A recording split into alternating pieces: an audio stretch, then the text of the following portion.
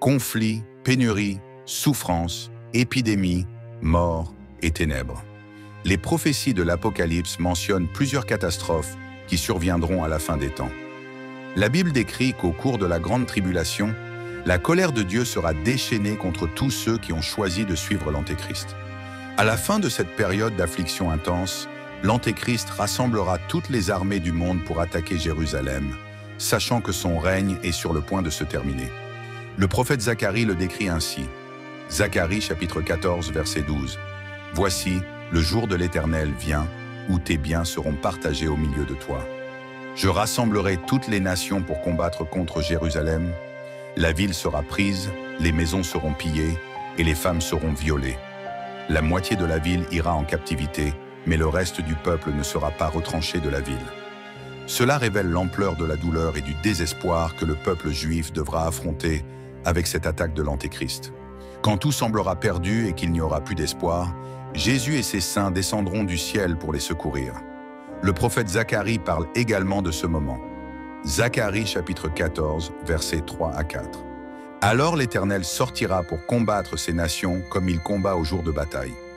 En ce jour-là, ses pieds se poseront sur le mont des Oliviers, à l'est de Jérusalem.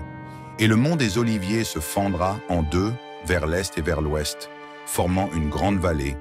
La moitié de la montagne se retirera vers le nord et l'autre moitié vers le sud. Après cela, le Seigneur enverra une plaie dévastatrice sur les soldats de l'armée de l'Antéchrist. De plus, les nations ennemies seront frappées de confusion et de destruction, se battant entre elles. Ensuite, la bête et l'Antéchrist seront jetés dans les temps de feu, où ils souffriront éternellement, et Satan sera emprisonné dans l'abîme pour 1000 ans. Comme nous le lisons dans la prophétie de Zacharie, Jésus posera ses pieds sur le mont des Oliviers, qui se fendra en deux, créant une vallée d'où couleront des eaux vives. La gloire et le pouvoir du Christ sur terre seront si grands que le prophète Zacharie dit qu'il y aura beaucoup de pleurs à Jérusalem lorsque les Israélites reconnaîtront Jésus comme le vrai Messie, celui qu'ils ont rejeté et crucifié. Le prophète dit, Zacharie 12:10, « Et je répandrai sur la maison de David et sur les habitants de Jérusalem un esprit de grâce et de supplication. Ils me regarderont, moi qu'ils ont percé, et ils feront sur lui des lamentations comme on en fait pour un fils unique, et ils pleureront amèrement sur lui comme on pleure sur un premier-né. En ce jour-là, beaucoup à Jérusalem pleureront comme ceux qui pleurèrent à Hadad-Rimon dans la vallée de Megiddo. La Bible rapporte qu'il y aura un grand deuil dans cette ville, et le peuple d'Israël verra qu'après avoir rejeté et persécuté le Fils de Dieu, le Seigneur leur montrera encore une grande miséricorde et désirera les sauver. Il n'y aura plus de mystère ni de doute. La vérité éclairera toute la terre, et tous adoreront le Christ. Cela marquera le début d'une période glorieuse connue sous le nom de millénium. Jérusalem sera établie comme la capitale du monde, élevée au-dessus des collines. Les membres de l'Église du Christ qui ont été enlevés le jour où le pacte de paix proposé par l'Antéchrist a été signé reviendront avec Christ et recevront l'autorité de juger et de régner avec justice, comme ils ont été éprouvés et purifiés, tout comme Jésus. Il est écrit, Apocalypse 26, « Heureux et saints ceux qui ont part à la première résurrection. La seconde mort n'a point de pouvoir sur eux, mais ils seront prêtres de Dieu et de Christ et régneront avec lui pendant 1000 ans. Tous ceux qui ont refusé de se prosterner devant l'Antéchrist et qui sont morts en défendant et en prêchant la parole de Dieu pendant la grande tribulation seront ressuscités et régneront avec le Christ et son Église. Ensemble, ils veilleront à ce que le monde se développe dans la paix, l'harmonie, la justice et la piété. Le millénium sera une période de paix et d'harmonie. Il n'y aura pas d'hostilité, personne n'exploitera un autre, pas de vol ni de meurtre. Et le règne de Jésus sera tel que Dieu l'a toujours prévu avant qu'Adam et Ève ne pêchent. Les gens auront 100 ans et auront encore l'apparence de jeunes. Même les animaux n'auront plus besoin de s'entretuer pour se nourrir. Vous vous demandez peut-être, mais que se passera-t-il après 1000 ans? Bien que le millénium soit une période de paix et de justice, ce n'est pas le but ultime de Dieu pour sa création. Satan a été emprisonné, mais pas encore détruit. Il sera donc libéré pour un temps court et fera de nouveau tout ce qu'il peut pour tromper les nations. Des millions le suivront et il formera une grande armée pour attaquer de nouveau Jérusalem. Mais la fin de Satan est proche. Dieu enverra du feu du ciel et le vaincra ainsi que son armée.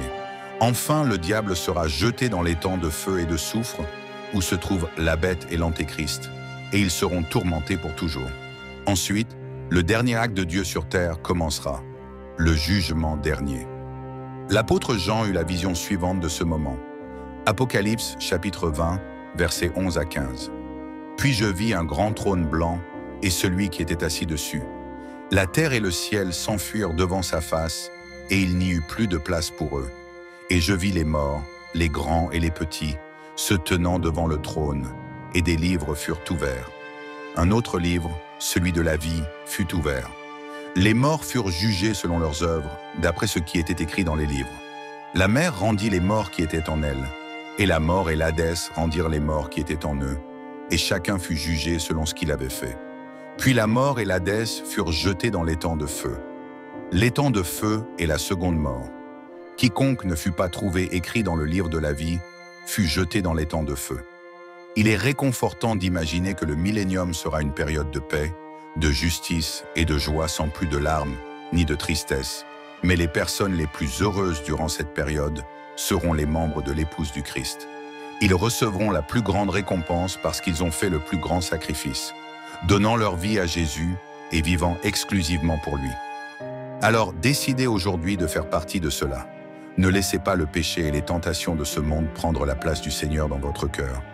Je vous assure que si vous suivez Jésus aujourd'hui, dans le futur, durant le millénium, vous serez choisis pour régner avec lui. Si vous assistez à l'Église, entendant la parole de Dieu, mais n'avez pas encore décidé de donner votre vie à Jésus, voici l'opportunité que Dieu vous donne. La vie est courte, le temps passe vite, mais le Seigneur promet que si vous suivez Jésus aujourd'hui, vous régnez avec lui pour l'éternité. Ce sera la vie éternelle, et la Bible dit que la joie ne finira jamais. Nous avons atteint la fin de notre vidéo, et j'espère que vous l'avez aimée. Si vous cherchez de l'inspiration, des connaissances et une connexion spirituelle, ne laissez pas passer cette opportunité. Abonnez-vous dès maintenant à notre chaîne, laissez un like et un commentaire pour renforcer notre communauté. Et si vous voulez nous aider à continuer à partager des histoires religieuses qui touchent par les cœurs, devenez membre de la chaîne. Continuez à regarder des vidéos sur l'histoire de la Bible. Que Dieu vous bénisse. Amen.